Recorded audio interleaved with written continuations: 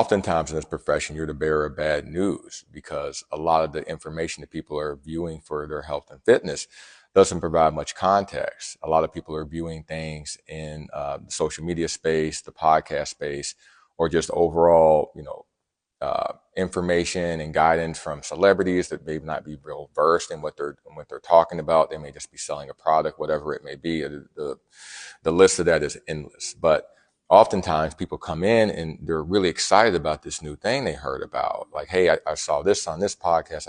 I saw this very popular person who I feel is in shape and is attractive and I want to look like them. They said, do this. And they're not really getting the full scope of everything that's going on that's involved with whatever has been recommended. So when people come in and they want to do these things and they tell you about it, our job, my job is to tell you to look at the whole picture. Okay, so what else contribute to the success of this? The Lico doesn't do fads. Like I don't do fads either, but the Lico really doesn't do fads. I told him, I said, hey man, the weighted vest we have in the back, like that we've had since we opened up in 2019. I'm like, those are like popular now. I'm like, yeah, the ones we have, and it's just a thing that holds sand, and like you should see what it is now. Like they charge like triple for what it is. I'm like, that's popular now. Like it was, and it was popular. Like it's older than our business. Like we opened in 2019. It's older than that.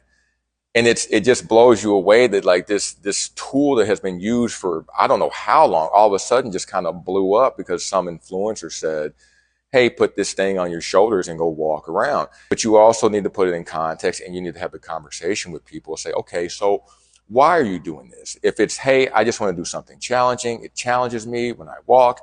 I like the way it feels. All great things. Go forth, be the best that you can with that. But if you start getting into the like, well, I'm going to build muscle with this, it's like, you won't be successful at that, especially compared to the other options you have available to you.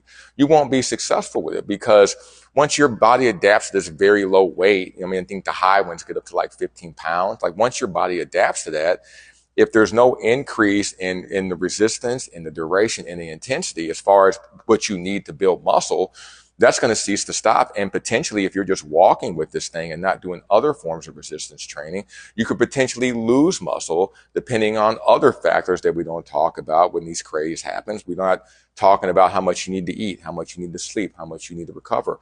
All those other components come into play. Say, well, if wearing something weighted on your shoulders, if that was a long-term successful way to approach your health and fitness, college freshmen with book bags full of 101 books that can easily weigh anywhere from 40 to 50 pounds, just joking. But it's heavy, and they walk to 4 classes a day, and they have a youthful metabolism, they would be the healthiest population in the world, which they are not. So when you provide this context, you have a population of kids who have been doing it for a long time, big weighted thing on their back, and they're walking to class all the time. But oftentimes they put on the everyone knows, the freshman 15, 20, whatever it may be now. And they are doing this weighted backpack, weighted vest thing. They've been doing it forever. We did it. You did it. Everyone else did it who went to college. And yet you were not the healthiest population in the world. So it just seems weird now that it's showing up like someone's already doing it. And unless you do the other things, like just this weighted thing on your shoulders is not going to be successful. But we don't provide context and things because it requires more work. And you're going to disappoint a lot more people in their approach and their motivation to things. But that's your job. You should be truthful in this job. Regardless of people's feelings, your job is to be truthful and hopefully guide them to do something better. In the case now, also, like it's shocking to me how popular creatine has become because I took it when I was a kid.